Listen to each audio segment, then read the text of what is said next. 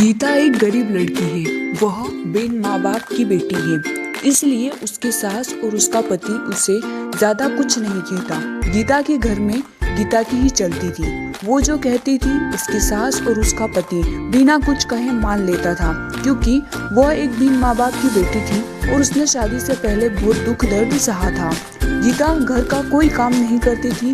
उसके घर का सारा काम उसका पति और उसकी सास करती थी और कुछ काम उसकी बेटी भी करती थी।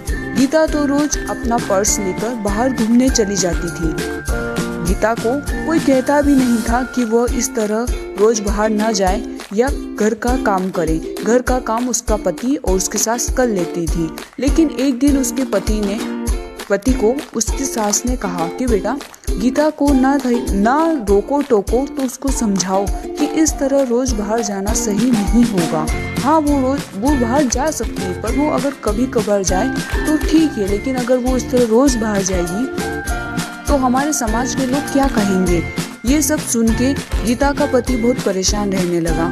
उसे समझ ही नहीं आता था कि वो करे तो क्या करे। अगर वो गीता को कुछ कहता था तो गीता नाराज हो जाती। उसे समझ ही नहीं आता कि वो करे तो क्या करे। वो गीता को कुछ ज्यादा बोल भी नहीं सकता था और वो ना ही माँ की बात टाल सकता था। इसी तरह गीता रोज अपने ससुराल वालों को कुछ न कुछ कहती रहती। घर में कुछ भी करना हो गीता की ही चलती थी।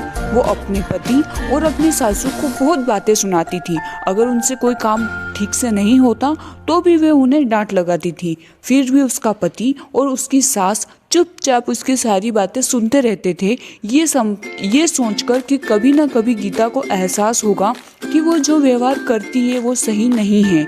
हम उसे लाड़ प्यार करते हैं, इसका मतलब ये नहीं कि वो हवा में उड़ने लगे। पर ये बात कभी उसके ससुर ने और उसके पति ने उसके मुंह पर नहीं कही।